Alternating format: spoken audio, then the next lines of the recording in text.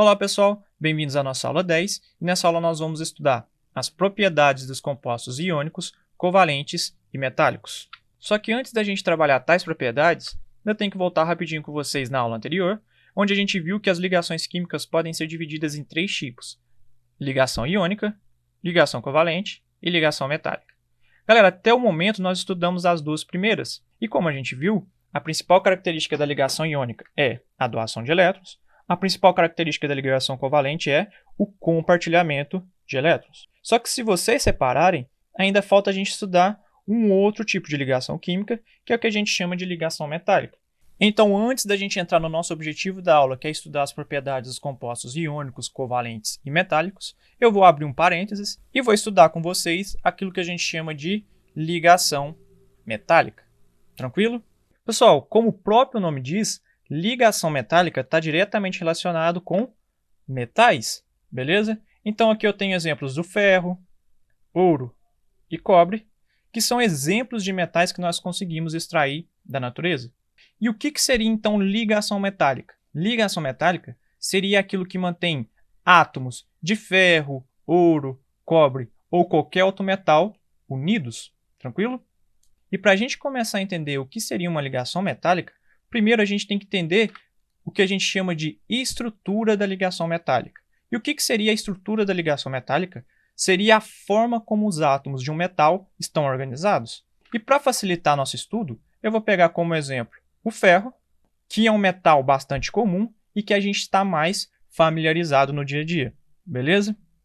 E pessoal, como a gente viu anteriormente, a primeira coisa que eu preciso fazer para estudar uma ligação química é a gente compreender a distribuição eletrônica do meu elemento, tudo bem? No caso aqui eu estou estudando o ferro tem número atômico 26 e a distribuição eletrônica do ferro fica 1s2, 2s2, 2p6, 3s2, 3p6, 4s2, 3d6. Galera, camada de valência do ferro, bastante atenção. A gente tem número de camada 1, 2, 3, 4 e 3. A camada de valência é a camada de maior valor. Qual é o maior valor? 1, 2, 3 ou 4? É o 4, né? Então, vou circular tudo aquilo que tem 4, que é a 4s2. Então, a camada de valência do ferro é 4s2, com 2 elétrons na camada de valência. Como eu já disse, a gente pode determinar a camada de valência pela distribuição eletrônica, ou simplesmente a gente pode olhar na tabela periódica. Se eu localizar o ferro está aqui na tabela periódica, ó, naquele grupo que a gente conhece como sendo os metais de transição. E como eu falei nas aulas anteriores, gente, todos os elementos que estão aqui nos metais de transição têm 2 elétrons na camada de valência. Então, basicamente, eu posso simplesmente olhar para o ferro, ver que ele está nos metais de transição e dizer que ele tem 2 elétrons na camada de valência. Beleza? E, galera, agora a gente tem que fazer a seguinte análise. Lembra lá da ligação iônica.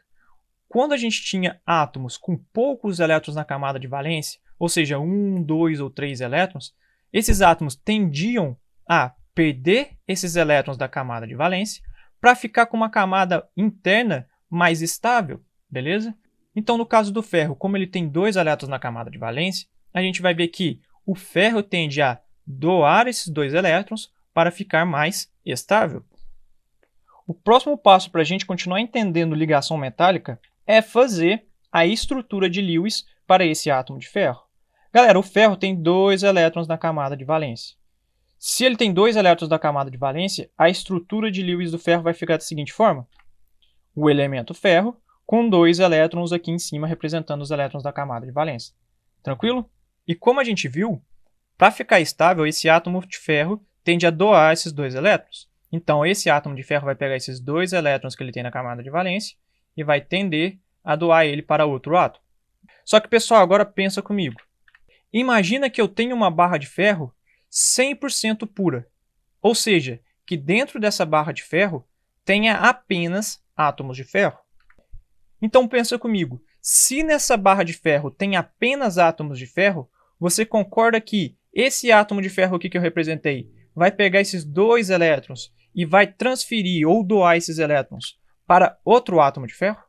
Então, se eu representar a doação de elétrons entre os átomos de ferro, eu vou ter o seguinte: esse átomo de ferro vai passar o elétron para o próximo. Então, vai ficar da seguinte forma: passou os elétrons, beleza? Estava inicialmente no primeiro, agora está no segundo átomo de ferro. Só que, pessoal, os átomos de ferro são iguais, né? Então, esse segundo átomo de ferro aqui, ó, também tende a doar 2 elétrons. Só que ele acabou de receber 2 elétrons do primeiro átomo. Se ele tende a doar, o que ele vai fazer? Ele também vai pegar esses 2 elétrons que ele acabou de receber e vai tender a doar ele para outro átomo de ferro, beleza? Então, ele pega os elétrons e passa para outro átomo de ferro. Então, a gente vai ter o seguinte. Agora, esse átomo de ferro está com os 2 elétrons. Só que todos os átomos de ferro são iguais. Então, esse átomo de ferro aqui, ó, também vai pegar os 2 elétrons e vai doar para outro átomo de ferro. Então, ele também vai pegar esses 2 elétrons e vai passar para outro átomo de ferro. E agora, esses 2 elétrons vêm para esse outro átomo de ferro. Só que esse outro átomo de ferro também tende a doar 2 elétrons. Então, ele pega esses 2 elétrons e passa para outro átomo de ferro. E a gente vai ter o seguinte. Então, como todos os átomos de ferro tendem a doar elétrons, a gente vai ter a seguinte situação. Os elétrons do primeiro átomo de ferro passam para o segundo, do segundo para o terceiro, do terceiro para o quarto, do quarto para o quinto. Então, de uma forma mais organizada, se a gente pudesse ver esses elétrons estariam mudando constantemente de átomos, porque todos os átomos tendem a doar elétrons. Só que, pessoal, se numa barra de ferro tem milhões e milhões e milhões de átomos de ferro, a gente pode ampliar essa análise e imaginar esse elétron agora movimentando por ainda mais átomos de ferro. Então, esses elétrons que agora estão nesse átomo de ferro podem continuar se movimentando por outros átomos de ferro. Da seguinte forma, ele pode passar para outro átomo de ferro e continuar se movimentando entre os átomos de ferro de uma maneira livre. E por que isso acontece? Porque todos os átomos de ferro tendem a doar ou perder os elétrons de sua camada de valência. Tranquilo? Então, pegando uma barra de ferro e tentando representar ela de uma maneira mais didática, a gente pode ter o seguinte. Aqui, ó, a gente tem uma representação de uma estrutura metálica.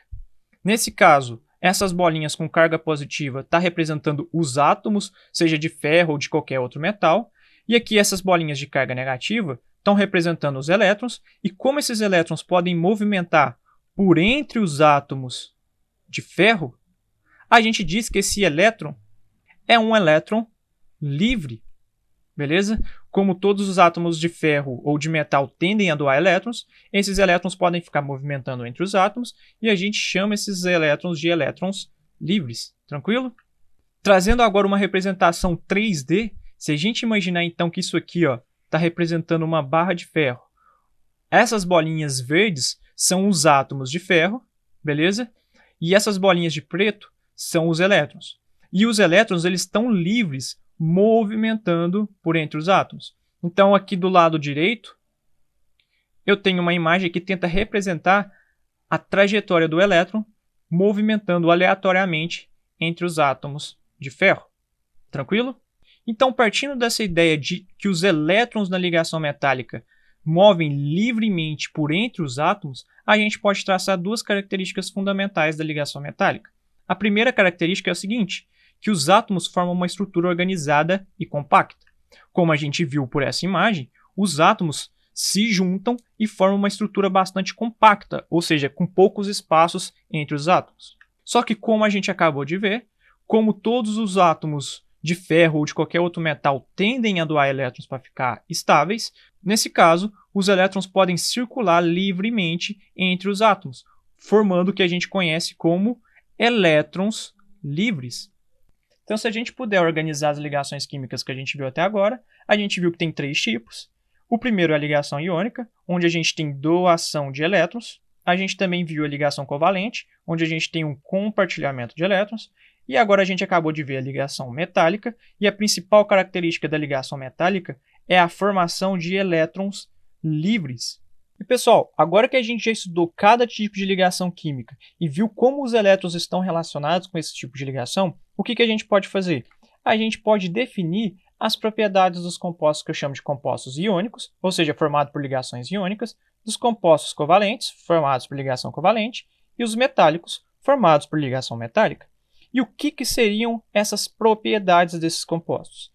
Bom, para a gente trazer um exemplo, eu trouxe aqui 3 imagens. Na primeira imagem eu tenho sal de cozinha, na segunda eu tenho água, na terceira eu tenho barras de ferro.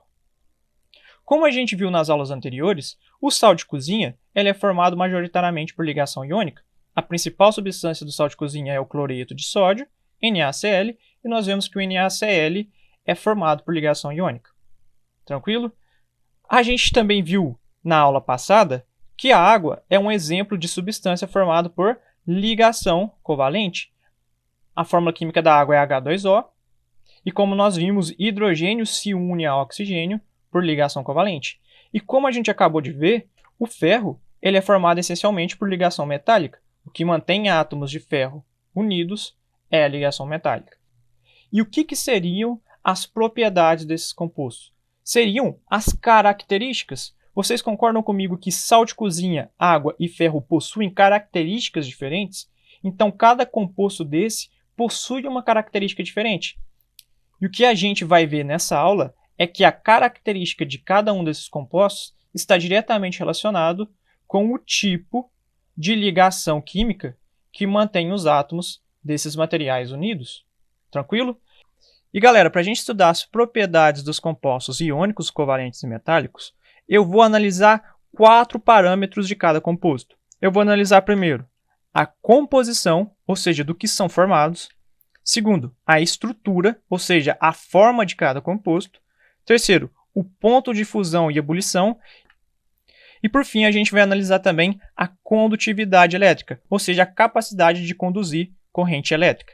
E para a gente organizar melhor nossa aula, eu vou dividir o nosso slide da seguinte forma. Eu vou montar uma espécie de tabela, e aqui no primeiro coluna eu tenho compostos iônicos, na segunda eu tenho os compostos covalentes, e na terceira eu tenho os compostos metálicos. E o primeiro parâmetro que a gente vai analisar de cada composto é a composição. Tranquilo? O primeiro tipo de composição que a gente vai ver são as composições de compostos iônicos.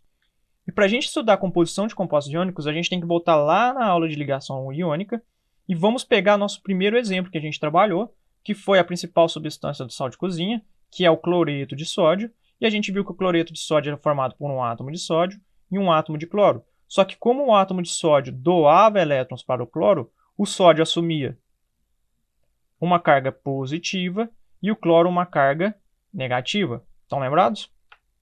Então, de forma resumida, a gente pode dizer o seguinte: o sódio perde carga positiva, forma um cátion, o cloro recebe carga negativa, fica mais negativo, forma um ânion. Então, toda vez que eu quiser montar um composto iônico, a gente vai ver que ele é formado por um cátion junto com um ânion, beleza? E como a gente viu lá também na aula de ligação iônica, a gente viu que há uma tendência na tabela periódica dos átomos perderem ou receberem elétrons, tranquilo? E o que a gente viu? Que os átomos do início da tabela periódica tendem a doar elétrons e ficar positivo. E galera, apesar dessa tabela aqui não estar mostrando todos os átomos que tendem a doar elétrons, eu vou circular aqui agora para vocês. Então, os átomos que tendem a doar elétrons são os desses da primeira coluna, os metais de transição também tendem a doar elétrons, e a gente também tem esses átomos aqui um pouquinho para a direita, que tendem a doar elétrons. Inclusive o alumínio está aqui, ó, e também está sendo representado com uma tendência de doar elétrons. Tranquilo? A gente viu também que os átomos mais para a direita da tabela periódica, ou seja, mais para o fim da tabela periódica, tendem a receber elétrons. Então, esses átomos aqui, ó, que estão aqui destacados com verde, eles tendem a receber elétrons e assumir uma carga negativa. Tranquilo? Então, mais para a esquerda da tabela tende a ficar positivo, mais para a direita da tabela tende a ficar negativo. E como a gente viu que um cátion se junta com um ânion, cátion positivo, ânion negativo, então os elementos da esquerda da tabela periódica se juntam com os elementos da direita da tabela periódica. E se agora a gente voltar para a tabela periódica e fazer essa mesma análise, a gente pode ver o seguinte. Então, os átomos que tendem a doar elétrons são esses daqui, ó. Esses da primeira coluna, os metais de transição e esses elementos aqui, ó, que eu vou destacar agora. Beleza? Agora vamos reparar o nome desses elementos aqui na minha legenda. Essas duas primeiras colunas que estão de laranja mais escuro e amarelo, elas recebem o nome de metais alcalinos e metais alcalinos terrosos. Então aqui, ó, a gente tem exemplos de metais. Esses elementos que estão de rosa na tabela periódica eles recebem um nome especial de metais de transição. Aqui eu também tenho exemplos de metais. E agora esses elementos que estão de azul, que são esses elementos um pouquinho mais para a direita aqui, ó, se a gente olhar na tabela periódica, na legenda, eles também são metais, e aqui eles estão sendo representados como sendo outros metais. Mas eu vou dizer o seguinte, eles também são metais. Beleza? Então a primeira coisa que a gente pode perceber é o seguinte, que nos compostos iônicos, a gente tem metais fazendo parte da composição das substâncias. Também analisando essa tabela periódica, nós podemos ver que os elementos mais para a direita tendem a receber elétrons. E eu vou destacar esses elementos aqui, ó. São esses elementos um pouco mais para a direita. Eles tendem a receber elétrons e assumir uma carga negativa. Vamos analisar o nome desses elementos a partir dessa legenda da tabela periódica. Galera, esses elementos que estão de verde, eles recebem o nome de não metais. E nesse grupo tem oxigênio, enxofre, carbono, nitrogênio, etc. E nessa penúltima coluna que está sendo representada de azul aqui na tabela periódica, ela recebe o nome de halogênios. E os halogênios têm como representantes o flúor, o cloro, o bromo, o iodo, enfim. Então, se a gente pensar na composição dos compostos orgânicos, a gente pode fazer a seguinte generalização. Os compostos iônicos são formados basicamente pelo seguinte, pela união entre metais e não metais. Então, quando eu junto um metal com um não metal, eu formo um composto iônico, ou pela junção de um metal com um halogênio. Então, toda vez que eu juntar um metal com um não metal, eu formo um composto iônico. Toda vez que eu juntar um metal com um halogênio, eu também formo um composto iônico. Então, agora percebam uma relação bastante interessante aqui, que compostos iônicos sempre são formados por metais mais uma parte não metálica. Então, se a gente analisar algumas substâncias, por exemplo, cloreto de sódio, fluoreto de magnésio, hidróxido de sódio e óxido de ferro, nós podemos observar essa relação. Se a gente dividir cada uma dessas fórmulas químicas em partes, nós podemos ter o seguinte. Então, eu vou dividir aqui o cloreto de sódio, cloreto de magnésio, hidróxido de sódio e óxido de ferro. Se a gente reparar, todos esses exemplos começam com um exemplo de metal. Sódio é um metal, magnésio é um metal, sódio é um metal e ferro, como a gente acabou de ver, também é um metal. E se a gente for reparar aqui no caso, esses metais estão unidos, ou no caso com o halogênio, que é o exemplo do cloro e do flúor, ou então com não metais. No caso aqui, oxigênio e hidrogênio são não metais, e o oxigênio também é um não metal. Sempre que você analisar, então, um composto iônico, você vai ter a seguinte análise. Um composto iônico ele é formado pela junção entre um metal e um não metal, ou um metal e um halogênio. E, galera, a partir da análise da composição de materiais iônicos, a gente pode analisar alguns fenômenos do dia a dia. Por exemplo, aqui eu tenho o óxido de ferro 3, que é um exemplo de composto iônico. E, galera, o óxido de ferro 3 é aquilo que a gente conhece popularmente como ferrugem, tranquilo? Então, eu trouxe aqui para vocês uma imagem de alicates enferrujados. E aqui na direita, eu tenho o exemplo da ferrugem isolada do material de origem. Ou seja, é como se eu pegasse um material enferrujado, lixasse ele até tirar a ferrugem separadamente. Vamos analisar agora a composição do óxido de ferro. Se vocês analisarem, o óxido de ferro ele é formado por ferro, e o ferro ele é um exemplo de metal. E nesse caso, o ferro, ou seja, o metal, está unido com o oxigênio. E como a gente viu, o oxigênio é um exemplo de um não metal. Então, ferro-metal unido com oxigênio não metal. E galera, olha o tanto que isso faz sentido se a gente for pensar no que acontece no nosso dia a dia. Como que o ferro enferruja? O ferro vai enferrujar quando a gente deixa ele exposto ao ar. E no ar tem o quê? Oxigênio. Então, quando o ferro se junta com o oxigênio, eu estou juntando um metal e um não metal, e a junção de um metal e um não metal forma um composto iônico. E nesse caso, esse composto iônico a gente conhece popularmente como ferrugem. E galera, agora reparem uma coisa muito interessante. Aqui na esquerda eu tenho o sal de cozinha, que é o cloreto de sódio, tranquilo? E o cloreto de sódio ele também tem a mesma composição, um metal, só que aqui agora está junto com um halogênio, tranquilo? E na direita eu tenho o óxido de ferro 3, que é a ferrugem. Como a gente viu, é formado por um metal e um não metal. Então, nesses dois casos, como os dois são formados por um metal e um não metal, nós temos dois exemplos de compostos iônicos. Beleza? Então, os dois são iônicos. Agora, repare uma coisa muito interessante. Repare a semelhança entre a forma física do sal de cozinha e a forma física da minha ferrugem ou o óxido de ferro 3. E galera, mesmo sendo formado por uma composição diferente, mesmo possuindo cores diferentes, o aspecto físico do sal de cozinha e da ferrugem são bastante similares, ou seja, a forma física deles é bastante parecida. E a gente vai ver essa similaridade entre a forma física dos compostos iônicos já já. Então, pessoal, para ficar mais organizado, eu vou voltar lá no meu slide onde eu tenho os compostos iônicos covalentes e metálicos e vou colocar aqui a composição dos compostos iônicos. E como a gente viu, os compostos iônicos são formados pela junção de metais e não metais ou metais e halogênios. Então aqui eu tenho um exemplo. No caso, o NaCl é formado pela união entre um metal e um halogênio, e o óxido de ferro, como a gente acabou de ver, é formado pela união entre um metal e um não metal. E galera, além da composição de compostos iônicos, a gente pode analisar também a composição de compostos covalentes. E aqui no caso eu tenho alguns compostos covalentes que a gente viu na aula passada. Tenho água, ácido clorídrico, gás oxigênio, gás carbônico. E se a gente for reparar a composição de cada uma dessas substâncias, a gente vai ver o seguinte. A água é formada por hidrogênio e oxigênio, ácido clorídrico, hidrogênio e cloro, gás oxigênio só por oxigênio, gás carbônico é formado por carbono e oxigênio. E se a gente for reparar e localizar esses elementos na tabela periódica, a gente vai ver o seguinte. Os elementos que formam substâncias covalentes estão mais para a direita da tabela periódica.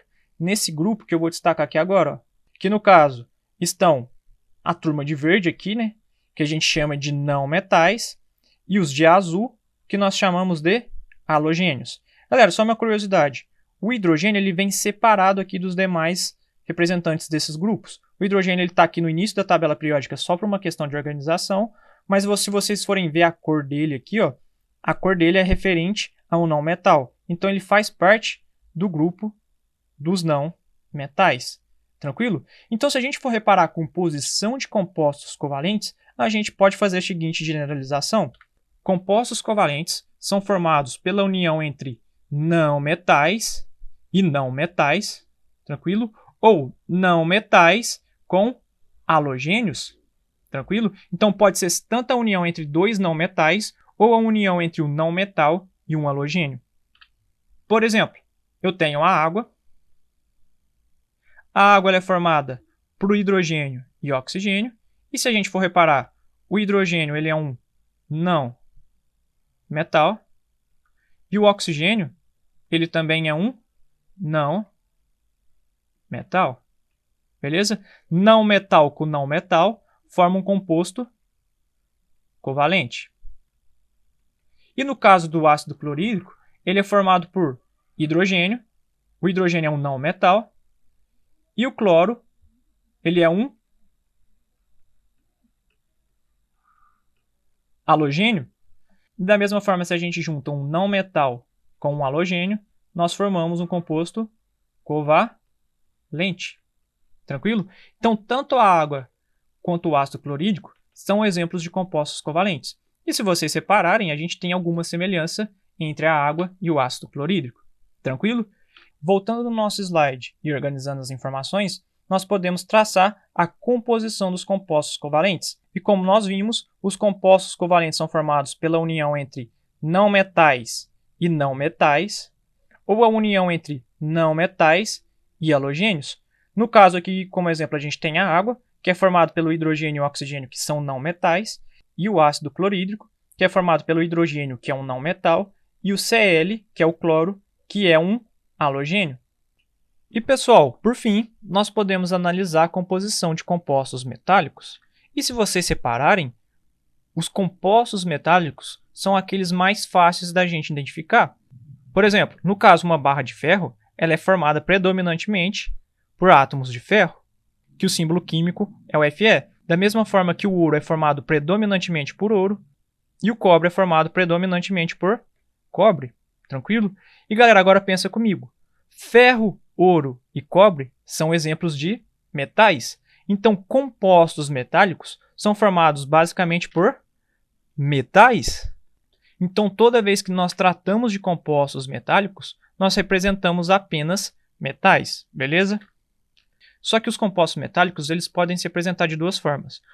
A primeira forma é quando a gente tem predominantemente um tipo de átomo. Por exemplo, ferro, ouro e cobre.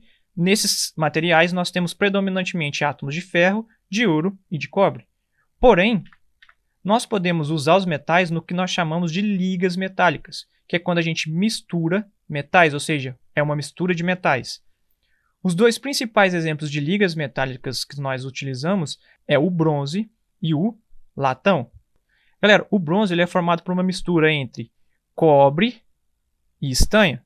Tudo bem? Então, se eu misturo cobre e estanho, eu formo a liga metálica que nós conhecemos como bronze. Da mesma forma que se a gente junta cobre com zinco, agora a gente forma uma liga metálica que nós conhecemos como latão. Então, se a gente voltar lá no slide e organizar as informações para os compostos metálicos, nós podemos dizer o seguinte: os compostos metálicos são formados por metais, tranquilo? Só que eles podem se dividir em dois tipos. Quando a gente tem um tipo de metal predominante, que no exemplo nós temos o ferro, o cobre e o ouro, ou então quando nós temos ligas metálicas. E as ligas metálicas são misturas de metais. Os dois principais exemplos que a gente tem de ligas metálicas é o bronze e o latão. E pessoal, além da composição de cada composto, nós podemos estudar a estrutura de cada composto também. E nesse caso, nós vamos começar a entender primeiro a estrutura de compostos iônicos. Pessoal, vocês lembram que eu mostrei para vocês que tanto o sal de cozinha quanto a ferrugem, mesmo possuindo fórmulas químicas diferentes, possuem um aspecto físico semelhante? Tudo isso nós explicamos pela estrutura da ligação que mantém os átomos unidos. E para facilitar nosso estudo, nós vamos começar a entender a estrutura do NaCl, que é a estrutura basicamente do sal de cozinha, porque essa estrutura é mais fácil da gente compreender. Tudo bem? Então eu tenho aqui uma imagem com sal grosso, tranquilo? E galera, se vocês forem reparar, o sal de cozinha ele é formado por cristais, ou seja, por grãozinhos, tranquilo? E esse grãozinho pode ser tanto maior quanto no caso do sal grosso, quanto menor como no caso do sal refinado. E galera, por que no caso do sal de cozinha nós temos essa formação de cristais, ou seja, a formação de grãos? Basicamente porque nas ligações iônicas nós temos a formação de íons. Lembrando o que são íons, gente? São átomos de carga positiva e negativa. Lembrando que o íon de carga positiva nós chamamos de cátion e o íon de carga negativa nós chamamos de ânion. Pessoal, pensa comigo. O sódio ele tem uma carga resultante positiva. O cloro ele tem uma carga resultante negativa. Como a gente viu, cargas positivas e negativas se atraem, tranquilo? Então, um sódio pode atrair um átomo de cloro. Só que agora pensa comigo, gente. Esse átomo de sódio aqui, ó, ele ainda está positivo mesmo estando unido com esse átomo de cloro. Se ele ainda continua positivo, o que pode acontecer? Pode acontecer o seguinte, pode vir outra estrutura de NaCl se aproximar e ser atraído por esses átomos. Por exemplo, nesse caso aqui, ó, esse átomo de sódio atrai esse átomo de cloro negativo e esse átomo de cloro negativo atrai esse átomo de sódio positivo. Mesmo já tendo essa atração, esse átomo de sódio e esse átomo de cloro continuam possuindo carga. Então, eles ainda são capazes de atrair mais uma estrutura de NaCl. Tudo bem? Então, nesse caso, esse sódio atrai esse cloro atrai esse sódio. Mesmo ainda com essas atrações, todos esses átomos ainda continuam possuindo carga positiva e negativa. Então, eles ainda são capazes de atrair cada vez mais átomos. Então, eu posso aproximar mais uma estrutura de NaCl desses NaCls iniciais e continuar cada vez mais expandindo e aproximando, ou seja, aglomerando cada vez mais estruturas de NaCl, ou seja, estruturas negativas e positivas. Tranquilo? E se a gente continuar empacotando esses átomos, ou seja, unindo esses átomos, a gente pode ter uma estrutura parecida com essa imagem. Então, se a gente vai empacotando carga positiva e negativa, porque carga positiva e negativa se atraem, nós podemos formar uma estrutura de NaCl como essa representação que eu tenho aqui. E se vocês separarem, se eu for empacotando cada vez mais NaCl, eu formo uma estrutura similar a um cubo. Agora pensa o seguinte, se eu for juntando cada vez mais átomos nessa estrutura, eu posso formar cubos cada vez maiores, concorda comigo? Então, se a gente pensar no grão de sal, é como se o grão de sal fosse formado por um monte de cubinhos de NaCl unindo e formando cubos cada vez maiores. Então, se a gente pensa, por exemplo, nos grãos de sal, nós temos grãos de sal maiores e menores, e ainda nós podemos ter grãos de sal refinado, que são grãos ainda menores. E o tamanho do grão de sal depende da quantidade de átomos de sódio e de cloro que estão se aglomerando e formando essas estruturas. E, pessoal, esse tipo de estrutura vale para qualquer composto iônico. Então, tanto o sal de cozinha quanto o óxido de ferro são formados por uma aglomeração de átomos em formas específicas. E a forma mais comum que a gente tem é a forma cúbica, ou seja, a forma de cubo. Então, pessoal, se a gente voltar no nosso slide e traçar agora as estruturas dos compostos iônicos, nós vamos ver que a estrutura do composto iônico ela é formada por aquilo que a gente chama de aglomerados iônicos, ou seja, uma aglomeração de íons, uma junção de íons, um empacotamento de íons, tranquilo? Esse aglomerado iônico forma aquilo que a gente chama de retículo cristalino, e o retículo cristalino vai ser aquilo que vai dar origem aos cristais, no caso, por exemplo, do sal de cozinha, aos cristais de sal de cozinha. Então, basicamente, essa é a estrutura dos compostos iônicos. E, galera, da mesma forma, nós podemos analisar a estrutura de compostos covalentes. Para a gente estudar a estrutura de compostos covalentes, eu vou analisar a estrutura da água e a estrutura do gás oxigênio. Ambas são formadas apenas por não metais, ou seja, são compostos covalentes. Galera, como a gente viu na aula passada, no caso tanto da água quanto do oxigênio, os átomos se mantêm unidos por um compartilhamento de elétrons, ou seja, não forma nem carga positiva nem carga negativa. E se a gente lembrar a estrutura desses compostos, a gente tem o seguinte: a água é formada por uma ligação covalente de um oxigênio com dois hidrogênios, e no caso do gás oxigênio, ele é formado pela ligação covalente entre dois átomos de oxigênio. E galera, agora muita atenção. Essa estrutura de ligação covalente, onde eu tenho o compartilhamento de elétrons, é completamente diferente de uma estrutura como essa, que é de composto iônico, em que eu tenho o aglomerado de átomos. No caso dessas estruturas por ligações covalentes, nós formamos aquilo que nós conhecemos como moléculas. Pessoal, e bastante atenção, moléculas são formadas em ligações covalentes, tranquilo? E qual é a diferença de uma molécula para uma estrutura iônica como a do sal de cozinha? Galera, eu trouxe um GIF animado aqui, ó, de como seria o comportamento de moléculas de água em um copo de água, beleza? Se vocês separarem, no caso da água, as moléculas existem individualmente no sistema, ou seja, esses conjuntos de hidrogênio e oxigênio existem de maneira independente, tudo bem?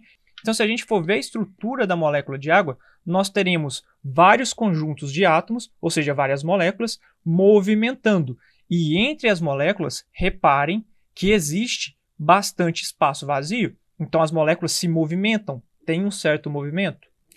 E, pessoal, da mesma forma, nós podemos analisar o gás oxigênio, só que eu não consegui achar um GIF para esse gás. Só que no gás oxigênio funciona da mesma forma. As moléculas, gente, existem individualmente e separadas uma das outras, no caso do gás oxigênio, tudo bem? Então, nós podemos afirmar que o gás oxigênio, basicamente, ele é formado por moléculas, e as moléculas elas existem individualmente, independentemente das outras, tranquilo? O que é completamente diferente de um aglomerado iônico. No aglomerado iônico, todos os átomos se aglomeram, ou seja, se compactam em estruturas. Então, se a gente voltar no slide, a gente pode dizer o seguinte, que no caso dos compostos covalentes, a estrutura é formada por moléculas, Tranquilo? Então, os compostos covalentes estão relacionados com a formação de moléculas. E galera, bastante atenção. Compostos iônicos não são formados por moléculas, são formados por aglomerados iônicos. A única estrutura que é formada por moléculas é a estrutura de compostos covalentes. Tranquilo?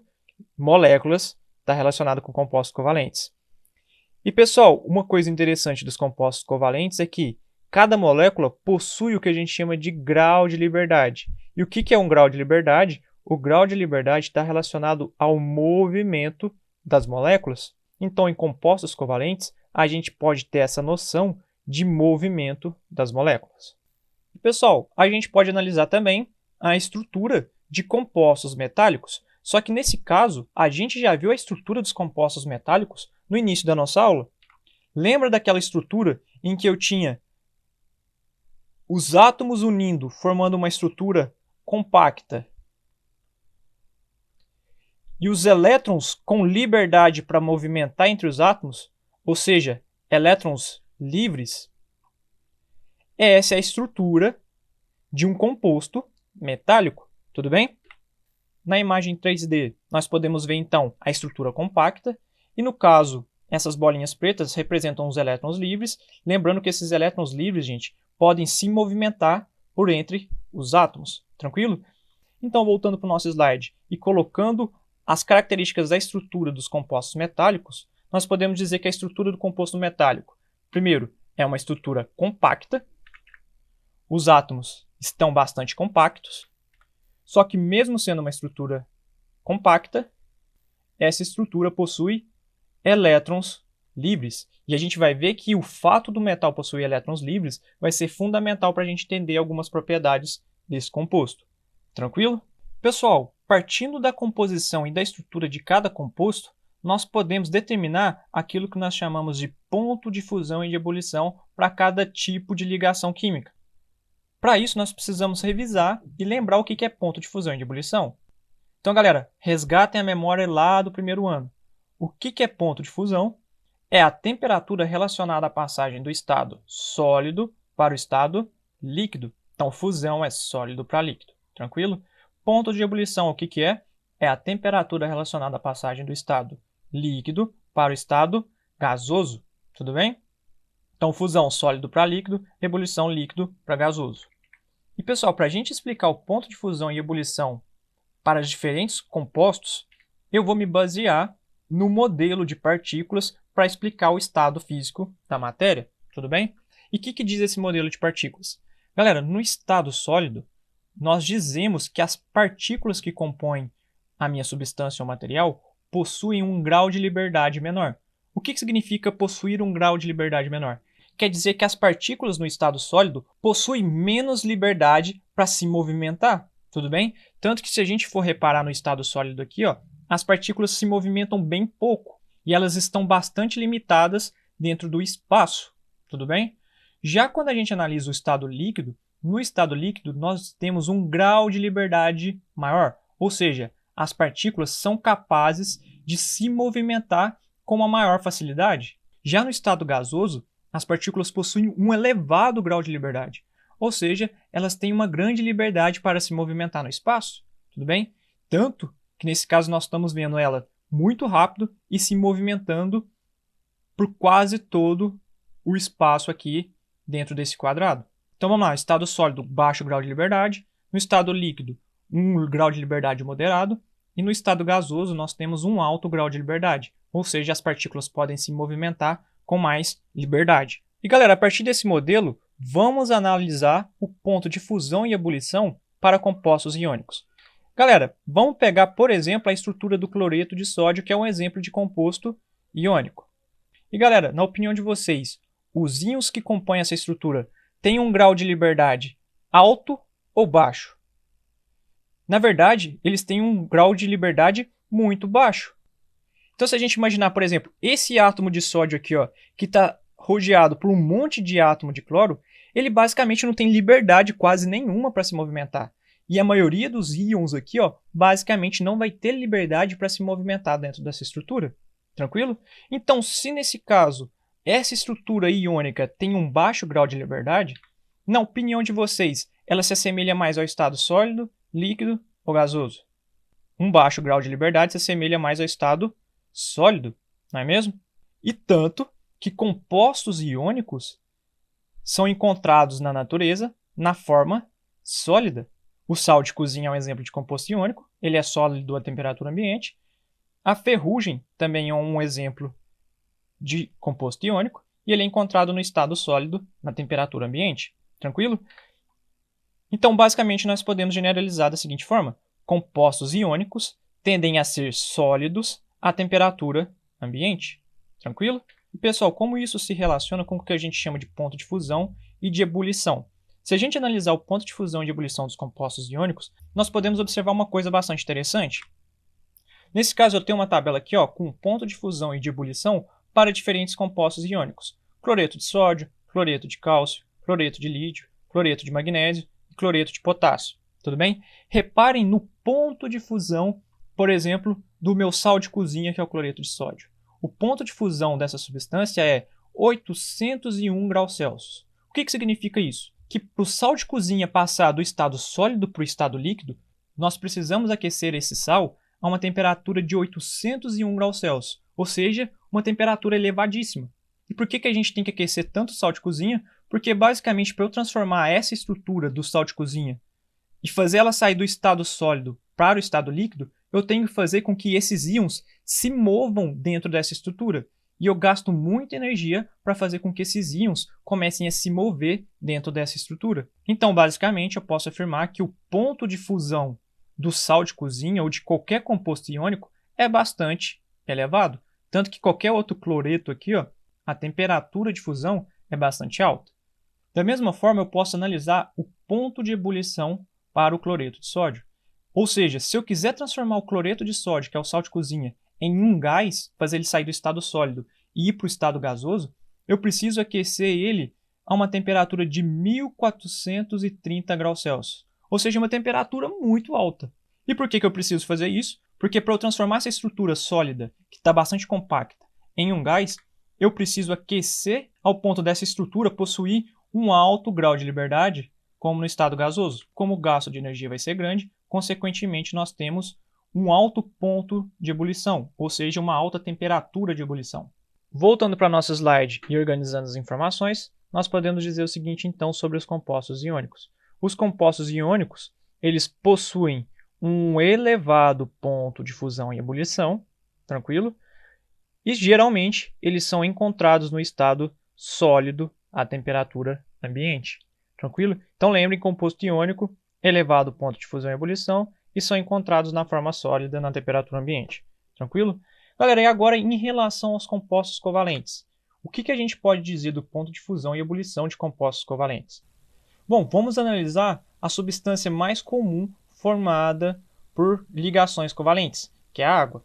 Pessoal, como nós vimos, pelo fato dos compostos covalentes serem formados por um compartilhamento de elétrons, nós formamos moléculas e, como nós vimos, as moléculas têm um certo grau de liberdade para se movimentarem. Se as moléculas têm um certo grau para se movimentarem, nós podemos encontrar alguns compostos covalentes na forma líquida, alguns nós podemos encontrar até na forma gasosa. Porém, apesar de ter um certo grau de liberdade na formação de moléculas, nós ainda podemos encontrar alguns compostos covalentes na forma gasosa. Tudo bem? Então, nós podemos dizer o seguinte, que no caso dos compostos covalentes, eles podem ser encontrados no estado sólido, líquido ou gasoso. Tudo bem? E isso vai depender de cada substância. Por exemplo, no caso nós temos a água, que é um exemplo de composto covalente que é encontrado no estado líquido, 2, 3 i, só que nós também temos o açúcar. O açúcar é um composto covalente encontrado no estado sólido à temperatura ambiente. Tranquilo? 2, 3 i. Só que, pessoal, mesmo possuindo variações quanto ao estado físico, nós podemos dizer o seguinte, que no geral, e aqui é no geral, os compostos covalentes possuem pontos de fusão e ebulição moderados, ou seja, nem muito altos, nem muito baixos. E eles podem variar de substância para substância. Por isso que eu coloquei isso aqui, no geral. No geral, os pontos de ebulição e fusão são moderados. Só que tem substâncias que podem ter um elevado ponto de fusão e podem ter substâncias com um baixíssimo ponto de fusão e ebulição. Tranquilo? E só para a gente ter um exemplo, vamos pegar aqui a água e a sacarose, que no caso aqui eu estou representando o açúcar, tudo bem? A água, o ponto de fusão dela é 0 graus Celsius e o ponto de ebulição é 100 graus Celsius. Ou seja, a água passa do estado sólido para o líquido a 0 graus Celsius e do líquido para o gasoso a 100 graus Celsius. No caso da sacarose, que é o açúcar, mesmo ela sendo encontrada no estado sólido,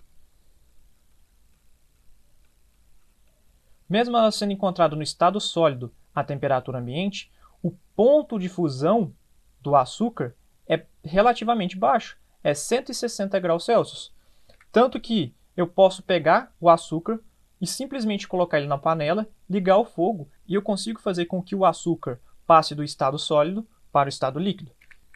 Então, mesmo podendo ser encontrados em diferentes estados sólido, líquido ou gasoso, no geral eles apresentam um ponto de fusão e ebulição moderados. Tranquilo? E voltando no nosso slide e organizando o ponto de fusão e ebulição para os compostos covalentes, nós podemos dizer o seguinte, que no caso dos compostos covalentes, eles possuem um ponto de fusão e ebulição moderados, porém variáveis, depende de cada substância. Tranquilo? E uma consequência dessa primeira característica é que os compostos covalentes podem ser encontrados no estado sólido, líquido ou gasoso, no caso, considerando a temperatura ambiente. E por fim, nós podemos analisar o ponto de fusão e de ebulição para compostos metálicos. E para a gente analisar o ponto de fusão e de ebulição em compostos metálicos, como nós vimos, gente, nos compostos formados por ligação metálica nós temos elétrons livres, só que apesar de nós termos elétrons livres, os átomos estão bastante compactados, tudo bem? Na estrutura metálica, apenas os elétrons são livres. Os átomos estão bastante compactados e com um grau de liberdade pequeno, tranquilo?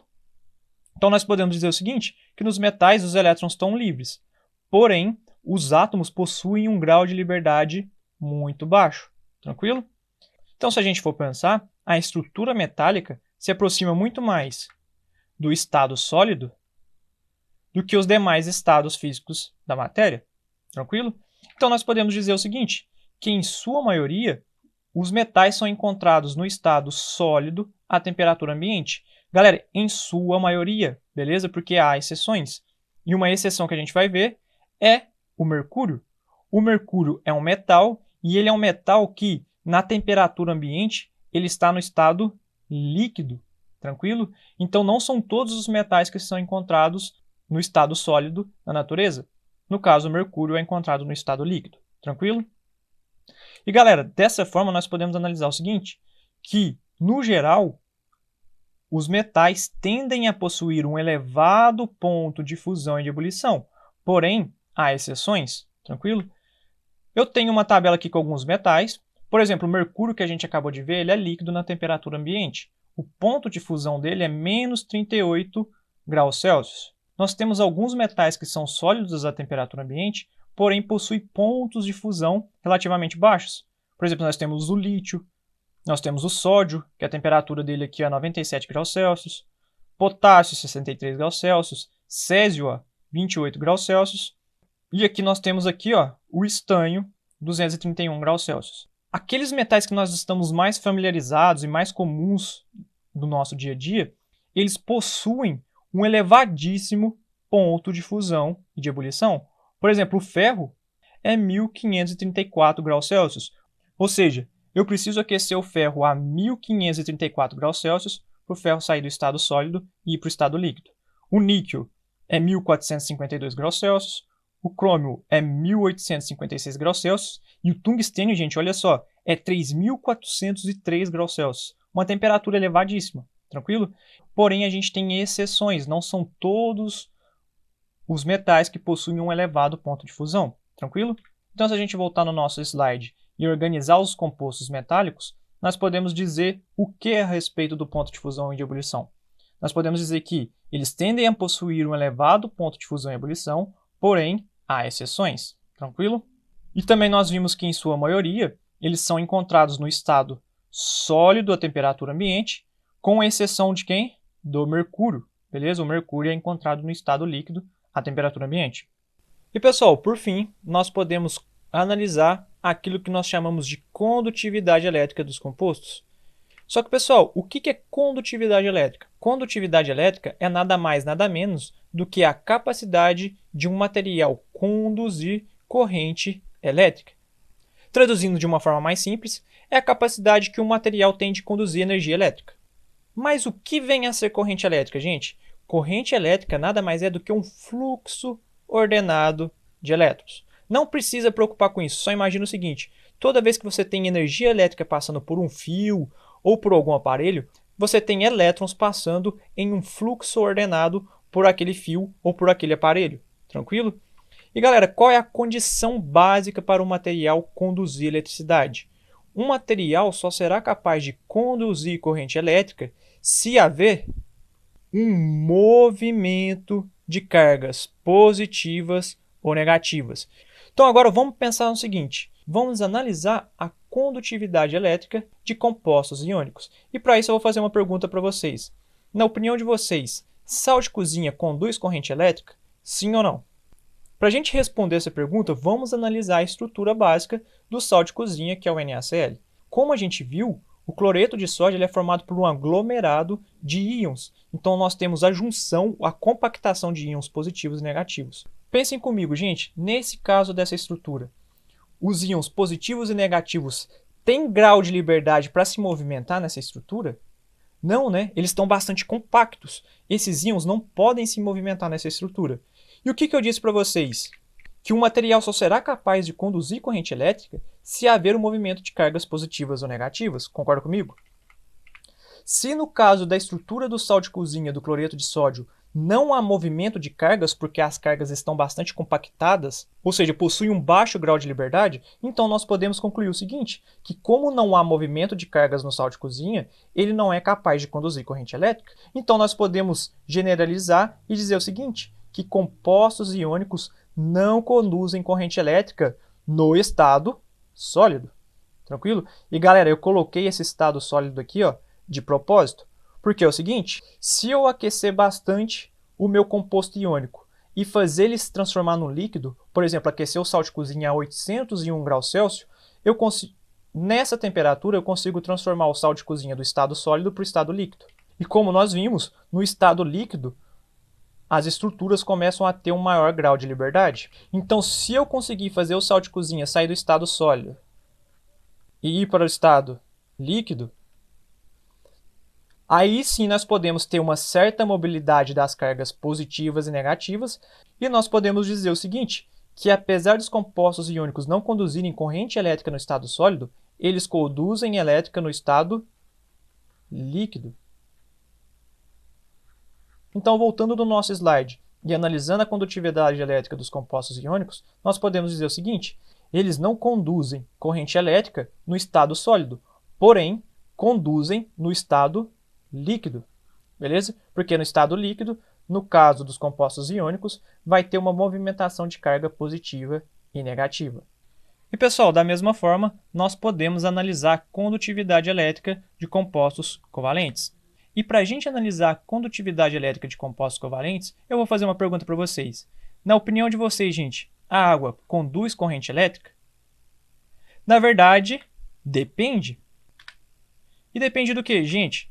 Se a água estiver pura, ou seja, tiver apenas água no meu recipiente, a água pura ela não conduz corrente elétrica. Ela não é capaz de conduzir corrente elétrica. E por que a água pura não é capaz de conduzir corrente elétrica? Porque a água é formada por moléculas, tranquilo? As moléculas ela têm movimento, as moléculas se movimentam. Então a gente já tem um critério que é o movimento. Como nós vimos, gente, o material só será capaz de conduzir corrente elétrica se haver um movimento de cargas positivas e negativas. Então tem que ter duas coisas. Primeiro, movimento e segundo, cargas positivas e negativas. Quando a gente analisa a água, as moléculas de água possuem grau de liberdade para se movimentar, tudo bem? Só que no caso da água, não há formação de carga positiva e negativa, porque quando um oxigênio se liga aos hidrogênios, eles compartilham elétrons, ou seja, há um compartilhamento de elétrons. E quando átomos compartilham elétrons, não há formação de carga positiva ou negativa, tudo bem? Então vamos lá, a água tem movimento, porém a água não tem carga. Se ela não tem carga definida positiva ou negativa, então no caso ela vai ter uma baixa condutividade elétrica, tranquilo? Então eu posso fazer a seguinte generalização. Compostos covalentes possuem baixa condutividade elétrica, pois o compartilhamento de elétrons não forma carga positiva ou negativa bem definida. Tudo bem? Só que isso é meio estranho, né, gente? Vocês podem perguntar, então se eu pegar a água da torneira, por exemplo, e passar corrente elétrica, a água da torneira não vai conduzir corrente elétrica? Na verdade, gente, a água da torneira vai conduzir corrente elétrica. No caso, a única forma da água não conduzir corrente elétrica é se a água estiver pura, ou seja, não estiver misturado com nada, apenas água. E por que a água da torneira é capaz de conduzir corrente elétrica? Vamos imaginar o seguinte, vamos imaginar que eu peguei água pura e coloquei sal de cozinha. Então eu estou misturando o sal na água, o sal está dissolvendo na água. Nesse caso, se eu tiver água com sal ou qualquer outra coisa dissolvida na água, nós podemos ter a condução de corrente elétrica. E por que a água com sal é capaz de conduzir corrente elétrica? Vocês lembram da estrutura do sal de cozinha, que é aquele aglomerado de cargas positivas e negativas? Nesse caso, nós vimos que o sal de cozinha não é capaz de conduzir corrente elétrica. Porém, quando eu coloco o sal de cozinha na água, algo muito interessante acontece. A água ela é capaz de separar o sódio e o cloro do cloreto de sódio.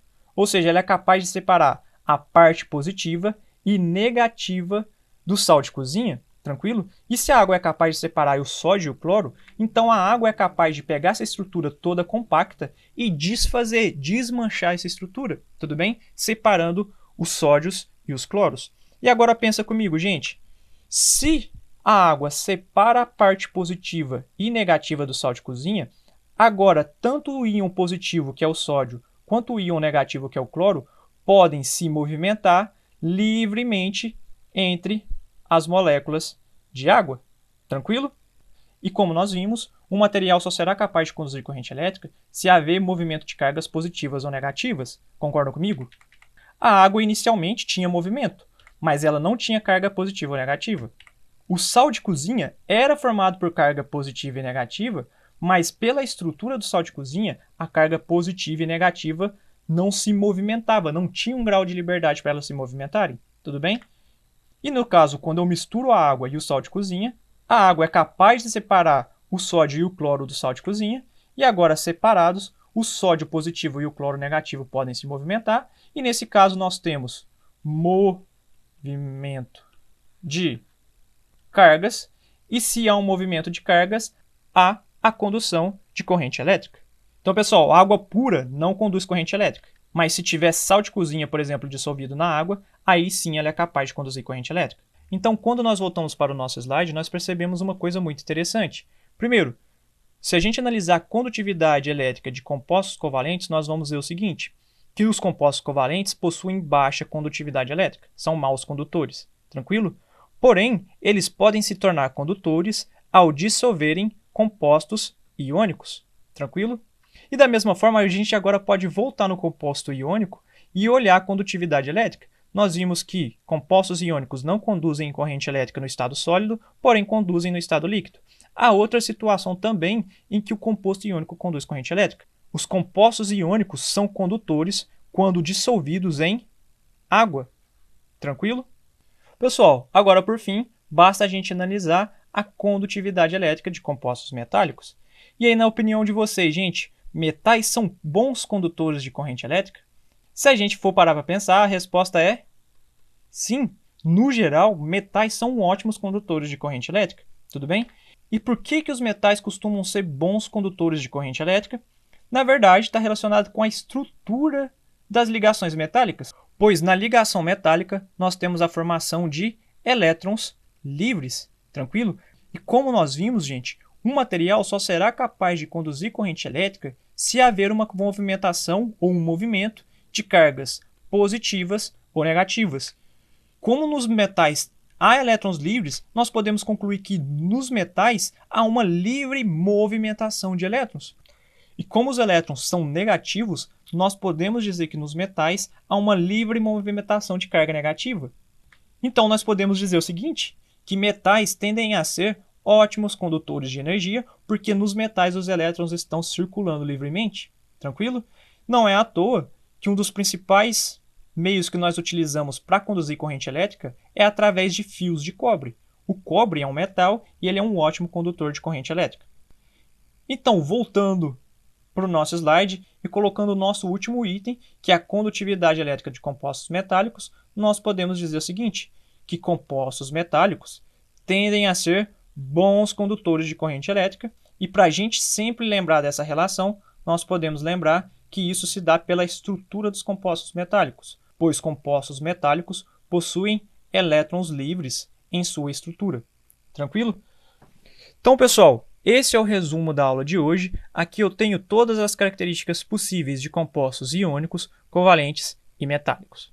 Galera, é muita informação para uma aula, mas se vocês separarem, são informações bastante intuitivas. E se vocês tiverem acesso basicamente a esse slide, vocês já vão conseguir, simplesmente olhando para essa tabela, responder qualquer pergunta relacionada às propriedades de compostos iônicos, covalentes e metálicos. Beleza? Então o que eu vou fazer? Eu vou pegar essa tabela, eu vou disponibilizar ela no anexo da nossa atividade, e uma dica que eu dou para vocês é ou imprimam ou copiem essa tabela no caderno de vocês, porque ela vai ser fundamental daqui para frente. Tranquilo? Então, galera, por hoje é só. Muito obrigado pela atenção, boa atividade a todos e até mais!